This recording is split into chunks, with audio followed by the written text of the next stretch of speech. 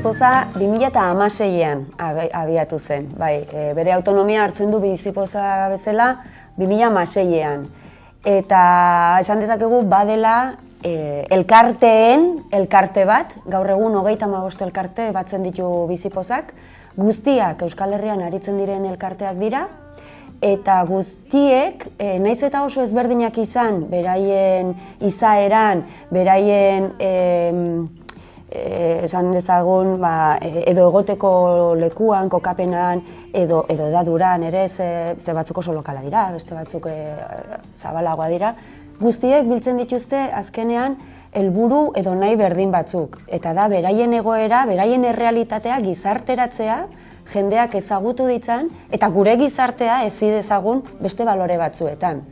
Denak kontuan hartuko ditugun gizarte bat osatuz, inklusiboagoa izanen dena, eta guztien eskubideak bermatuak izango dituen gizarte bat, ez?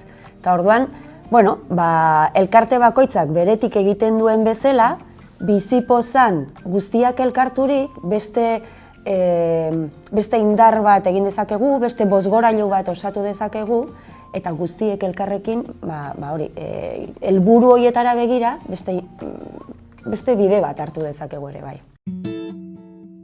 2012 sortu zen 2013an, eta nik uste dut ezagutu genuen Bizipozak 2015an edo? Bai, inguru hortan izan zen, bai. Guretzako suposatu da kanporatzea, eta jendeari ematea oportunitatea guri ezagutzea.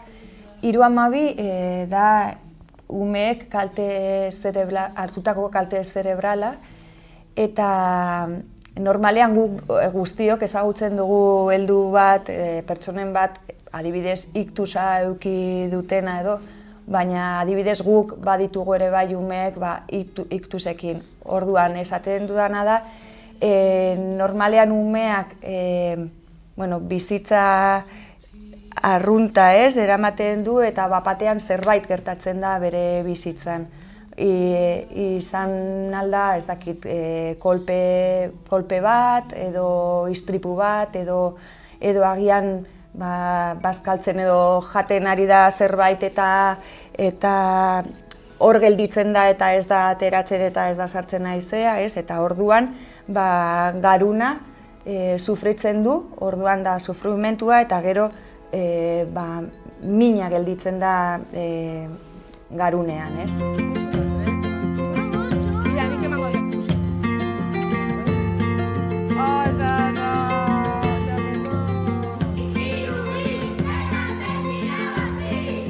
Dokumentala eta dokumentalaren ideia sortzen da ere bai,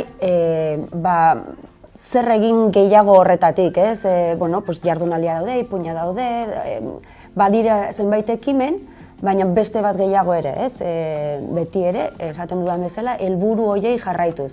Eta sortu zen dokumental hori egitearen ideia. Bizipoza zer den ikusentzunezko baten bidez, beti errezago jasotzen dugulako, bai biztatik, bai belarritik, eta orduan, beti azaltzen Bizipoza zer da, ikusentzunezko baten bidez, agian errezagoa da, ez?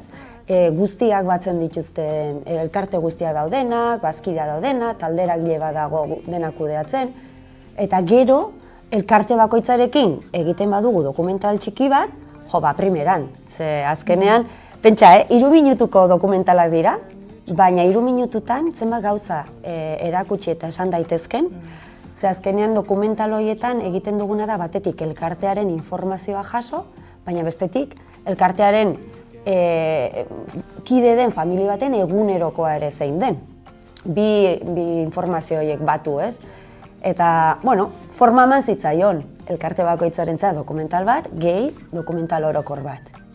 Ni harrituta gelditu nintzen, oso iruditu zitzaidan oso polita, ideia izugarria, eta da kriston oportunitate ere bai, beste elkarteak ikustea, ez? Dena batera, baina sartzen bazara batean ikusten duzu, eta horrela dena ezagutzeko.